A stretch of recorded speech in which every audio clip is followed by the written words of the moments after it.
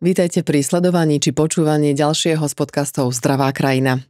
Dnes pozvanie do nášho štúdia prijala Silvia Cochová, riaditeľka Centra dobrovoľníctva v Banskej Bystrici. Vítaj, ahoj. Ahoj Zuzka, ďakujem veľmi pekne za pozvanie.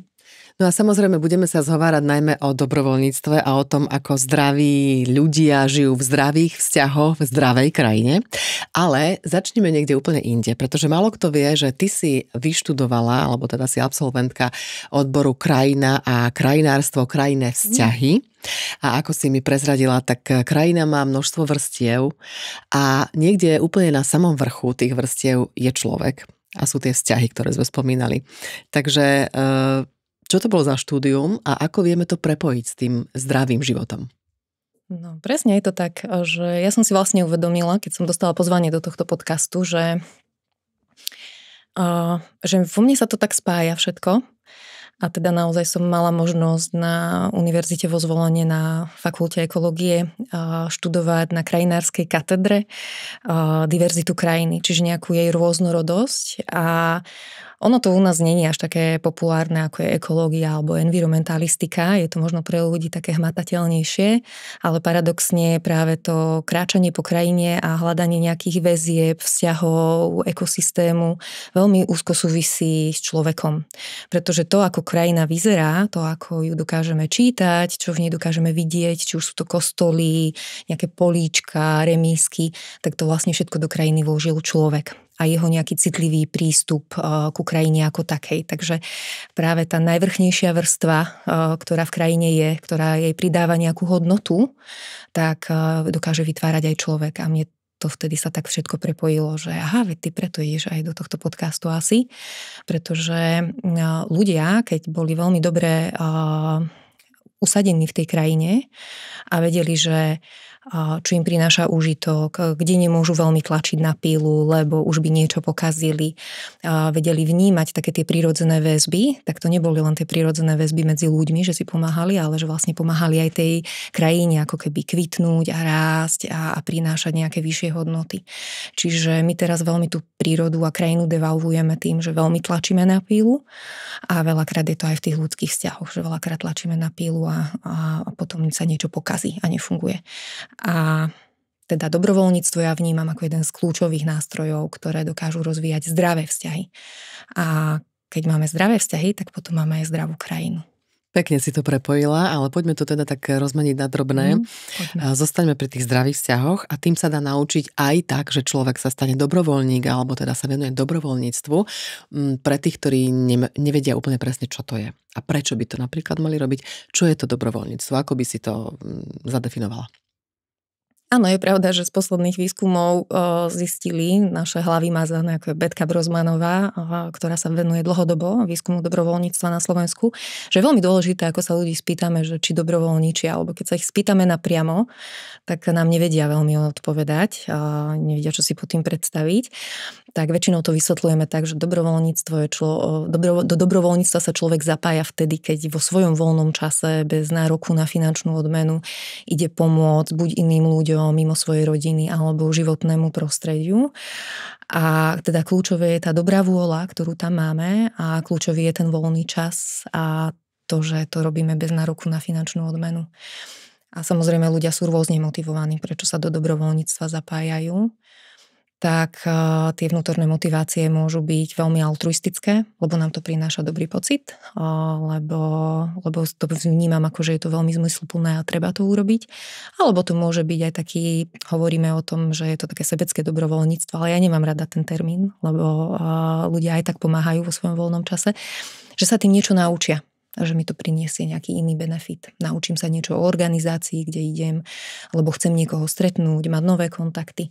Takže to sú ako keby také tie iné ďalšie motivácie, s ktorými človek vstupuje do dobrovoľníctva a rozhodne sa urobiť nejakú dobrú vec vo svojom okolí. Rozhodne sa niečo naučiť, tak ako si povedala, alebo to môže byť oblasť, do ktorej sa človek zapojí, ktorú vôbec nepozná. Hej? Možno pracuje ako lekár, ale bude dobrovoľníčiť niekde v záhrade, alebo teda bude sa venovať nejakým úplne iným témam. Máme nejaké čísla, čo sa týka Slovenska, dobrovoľníctva? Vieme, či už ľudia teda pochopili, že to treba robiť, alebo teda je to dobré aj pre nich, ale nie len pre nich. Vieme nejakú štatistiku povedať, že ako sme na tom? Vieme, vyšli aj výskum teraz v roku 2023 sa vlastne robili také väčšie výskumy, hlavne teda okolo Betky Brosmanovej Gregorovej, ktorá pôsobí na Pedagogickej fakulte Univerzity Mateja Bela.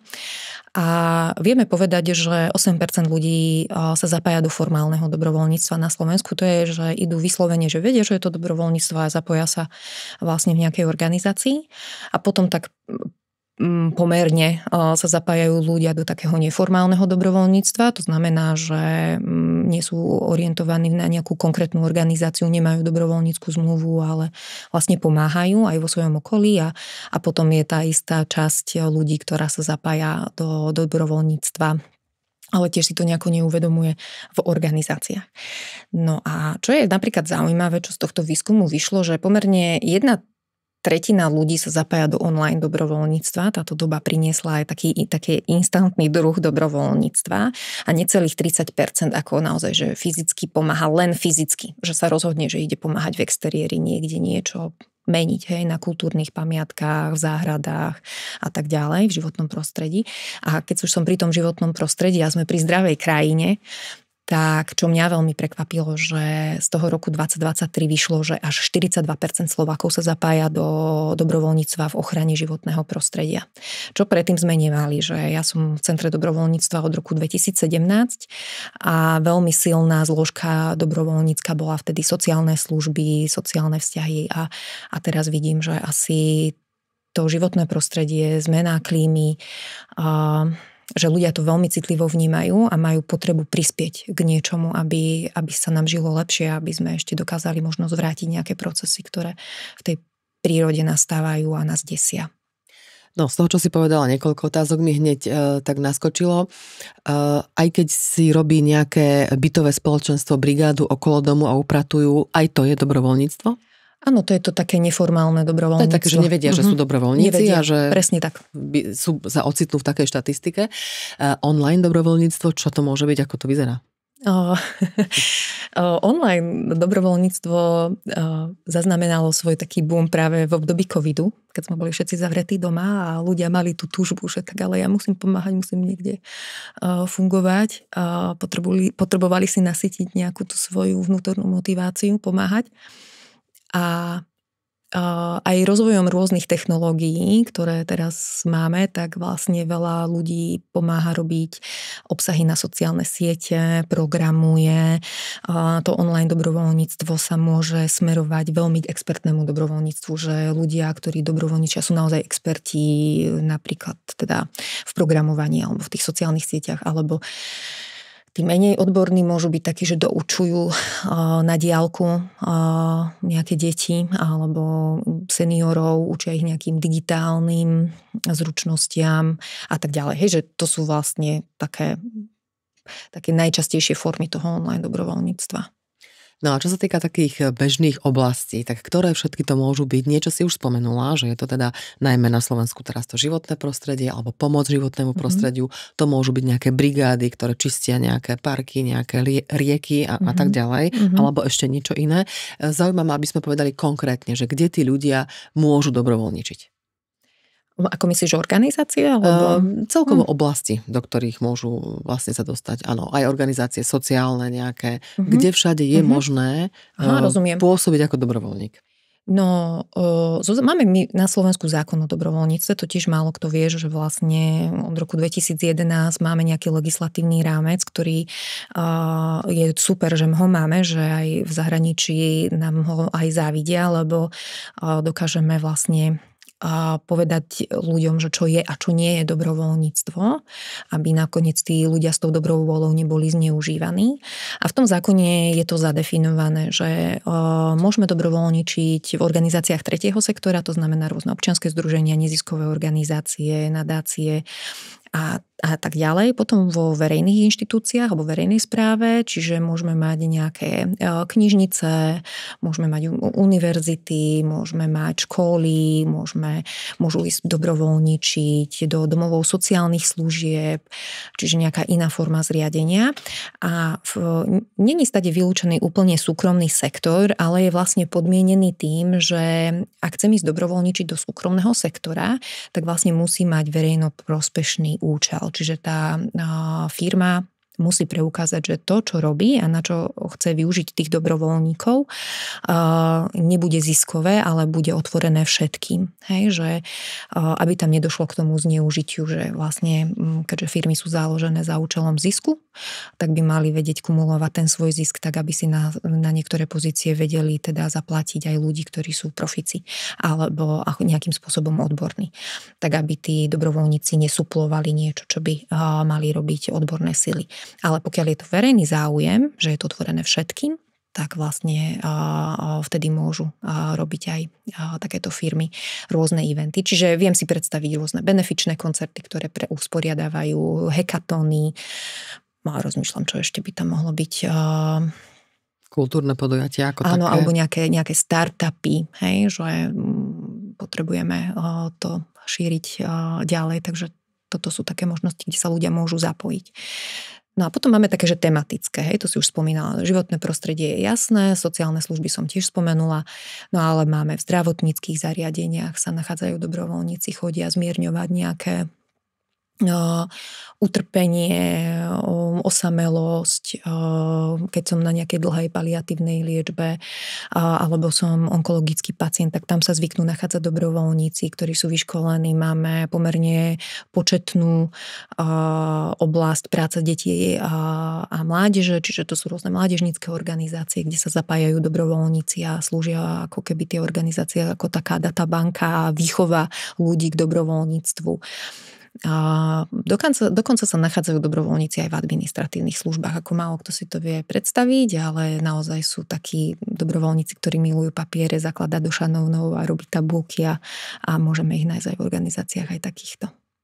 Stále, ak nás niekto počúva, tak treba si uvedomiť, že sa zhovárame o práci, ktorá nie je ohodnotená finančne, ale má teda iné benefity. Dobrovoľníctvo. Keď tak sa rozprávaš s ľuďmi, ktorí absolvujú niekoľko hodín ako dobrovoľníci alebo niekoľko desiatok hodín, aké majú oni pocity? Alebo bavíte sa o tom, že v podstate čo to pre nich znamená? Prečo to robia? Áno, asi je dôležité to tak odlíšiť, že ono nastupuje na Slovensku trend takého krátkodobého dobrovoľníctva, čiže sa ľudia, aj to vyšlo aj z tých výskumov, že je tu tá ambícia sa zapájať iba niekoľkokrát do roka, hej? Že niečo si užiť, povedzme nejaký festival, zažiť.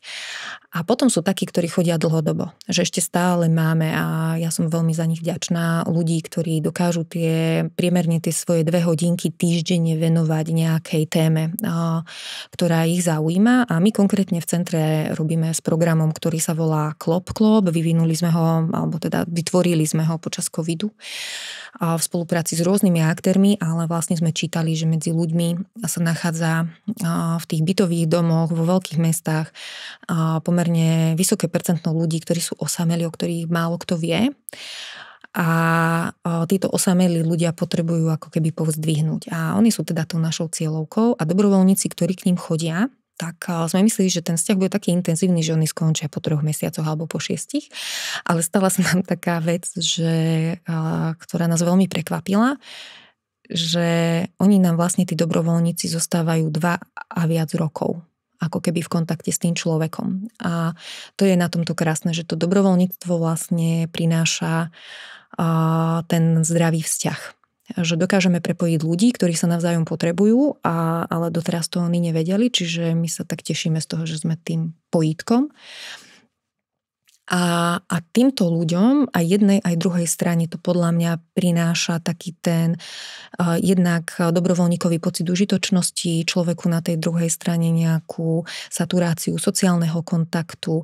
A máme my vlastne vypozorované z tohto programu, že ľudia, ktorí mali byť už umiestnení v domove sociálnych služieb, ale sú ako tak samoobslužní, ale niečo im nejde a potrebujú akoby pomoc čas od času nejakého blízkeho človeka, ale niekto z rodiny nemôže, že z rôznych dôvodov, tak vlastne ho dokážeme v tej domácnosti udržať o 2 roky dlhšie, lebo má práve ten sociálny kontakt.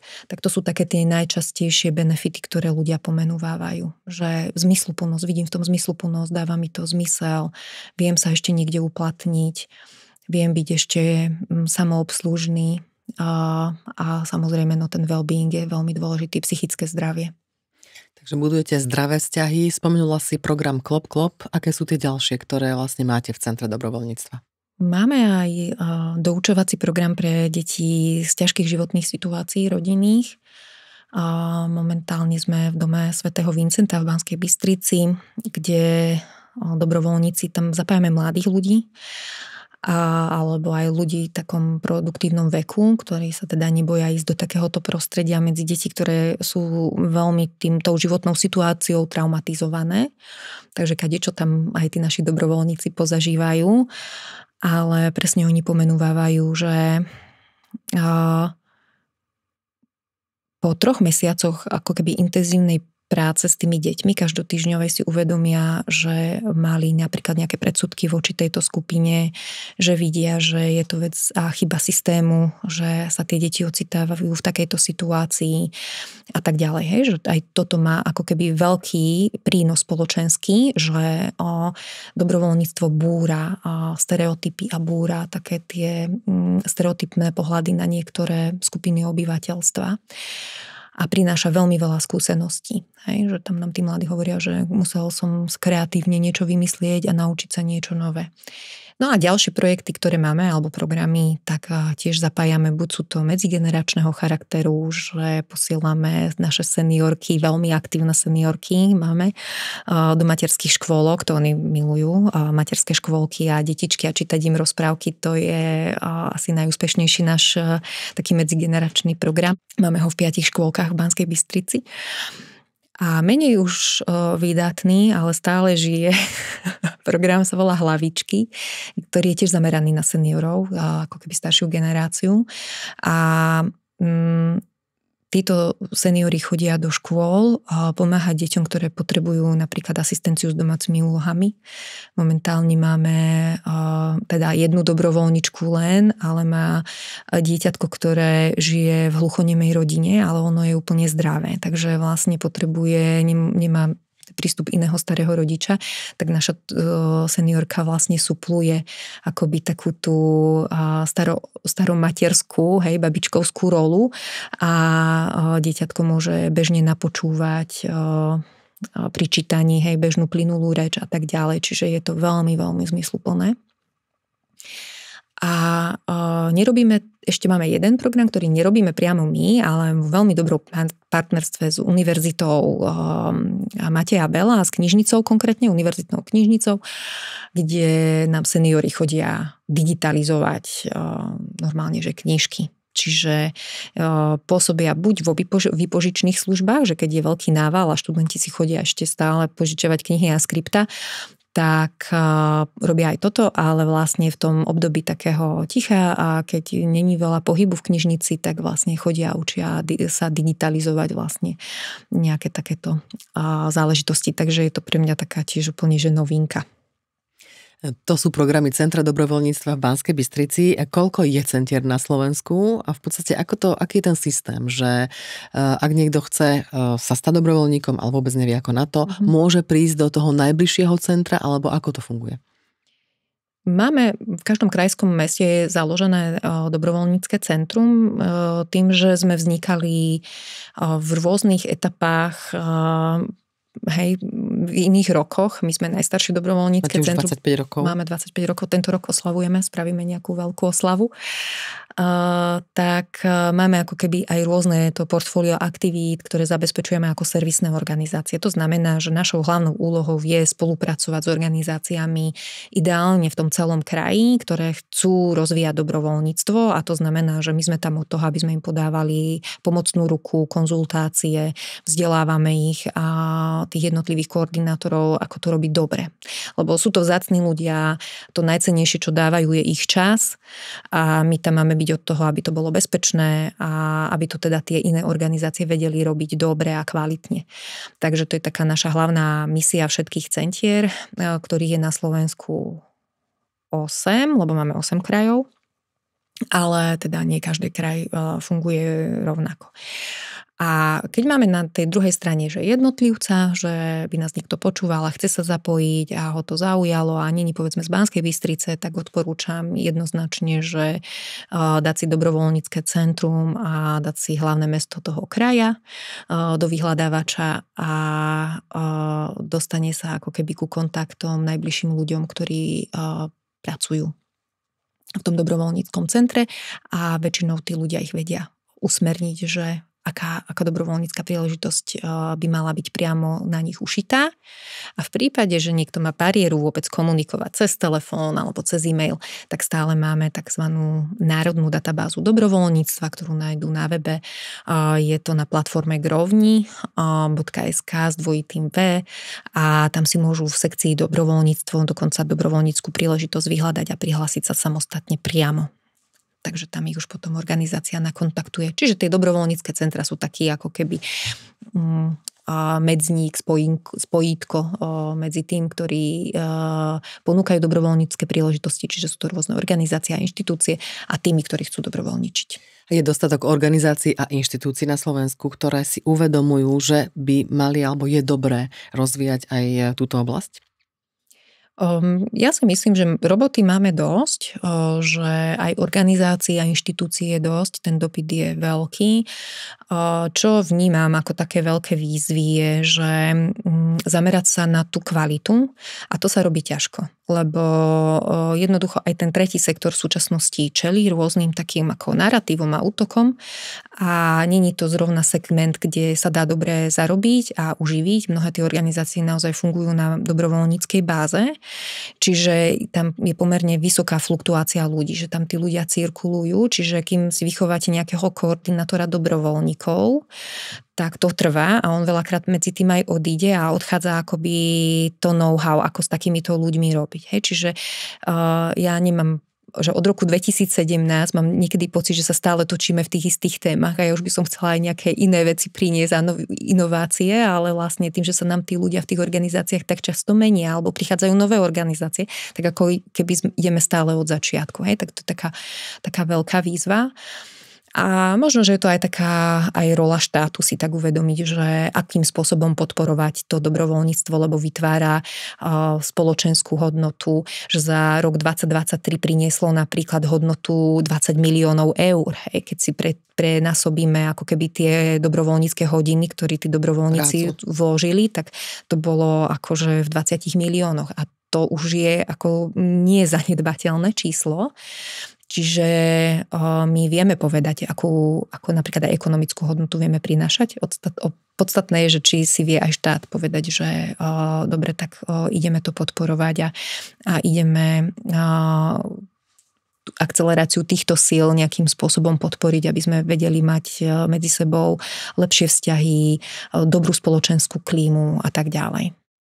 Áno, teraz hovoríme o tých ľuďoch, ktorí vlastne organizujú to alebo nejakým spôsobom, organizujú to dobrovoľníctvo a tú dobrovoľníckú pomoc.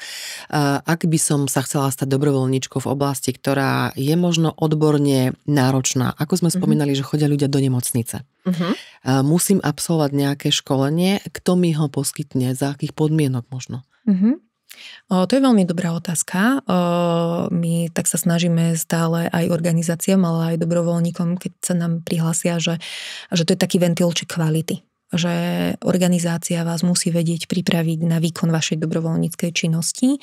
Áno, máme rôzne organizácie, ktoré napríklad robia tie návštevné služby pre onkologicky chorých pacientov, ktorí sú dlhodobo umiestnení v nemocniciach a je tam potrebný tréning, možno nejaká psychologická, prejsť nejakými psychologickými testami, že či zvládne človek taký nápor a tak ďalej. A teda áno, toto musí zabezpečiť organizácia.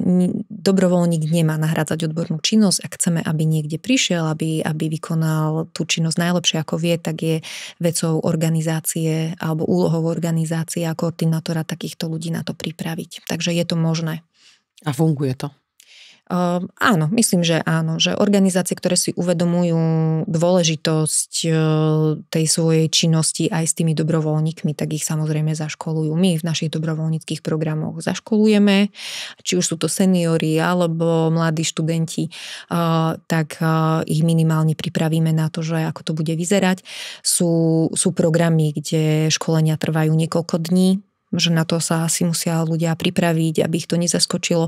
A sú školenia, kde idete niekde na festival a zvládnete to do 2 hodín, ale dostanete všetky dôležité súhrnné info na to, čo budete robiť, s kým sa budete stretávať, ako sa to celé ukončí a tak ďalej. Takže aj to sa dá vnímať ako zaškolenie. Každé dobrovoľnícke centrum takisto oceňuje tých ľudí, ktorí vlastne pôsobia ako dobrovoľníci. Srdce na dlani si myslím, že už je taká celkom známa značka v našej spoločnosti slovenskej.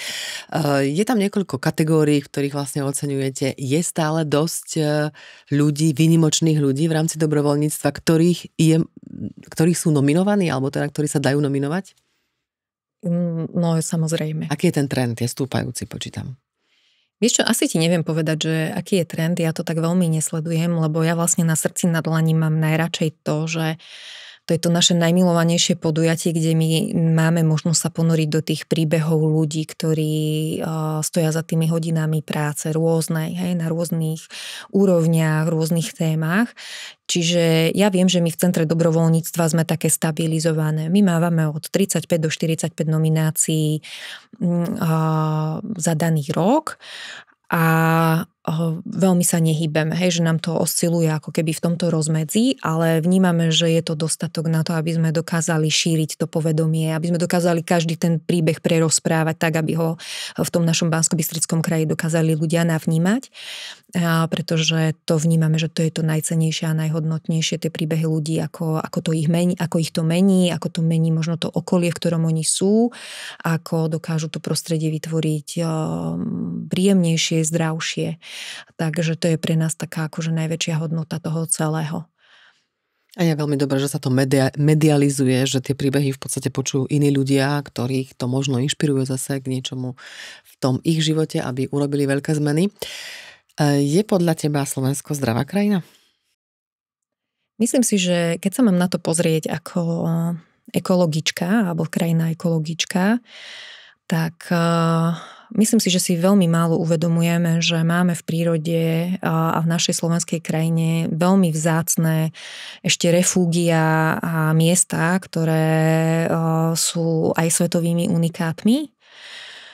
Ale mám obavu, že na tej ľudskej strane, tú, ktorú som spomínala, že tak ako dakedy sme vedeli tí naši predkovia veľmi citlivo pristupovať a vedeli, kde môžem zatlačiť na tú pílu a kde môžem do tej zeme kopať intenzívnejšie a kde už nemôžem, že tuto nám to uniká.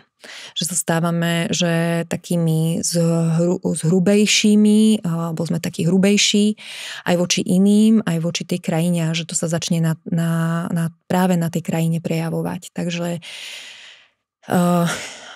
chcela by som veriť, že sme na nejakom pomedzi, kedy sa rozhodujeme, že kam to nasmerujeme. A ako sa hovorí, že akého vlka živíš, tak také to bude, tak ja verím, že si vyberieme toho dobrého vlka, že budeme sa snažiť byť tým príjemným, lebo tiež si myslím, že demonizujeme trošku vlkov aj v našej prírode.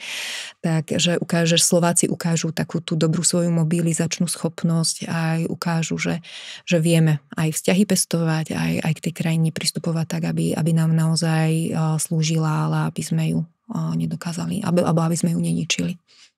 A vy budete naďalej v Centre dobrovoľníctva takisto trošku šľachtiť a pestovať aj ľudské vzťahy a ľudí a ponúkať im možnosti, ako robiť to dobro.